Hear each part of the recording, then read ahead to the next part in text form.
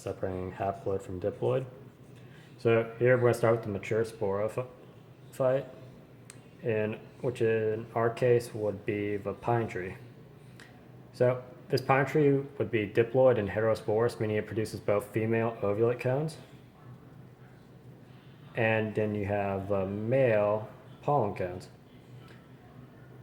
With this, in male pollen cones, cells known as microsporocytes undergo meiosis, producing haploid microspores.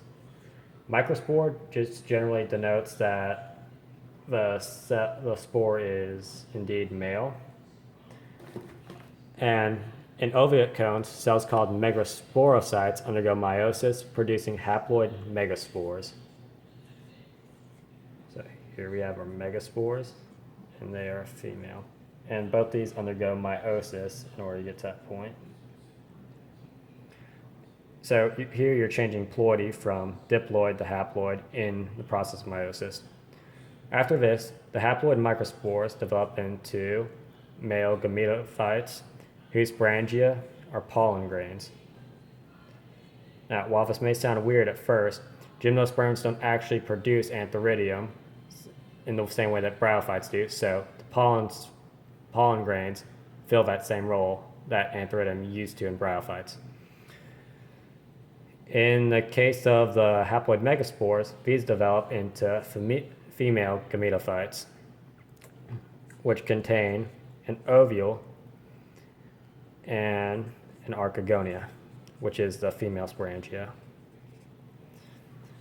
Next, the pollen grains are then sort of released into the world, and when one randomly happens to reach an ovule, which would look something like this, it would begin to germinate, forming a pollen tube, which would then inject the sperm into the female gametophyte, which would contain the egg. So this is where fertilization would occur, and this is where you get your zygote. So this zygote would then undergo mitosis,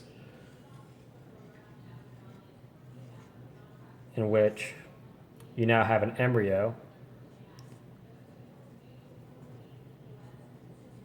which is surrounded by a seed.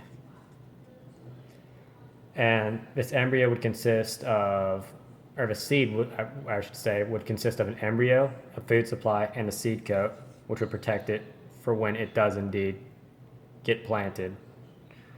And through the process of mitosis, it would continue to grow, and eventually we'd be back at our sporophyte generation.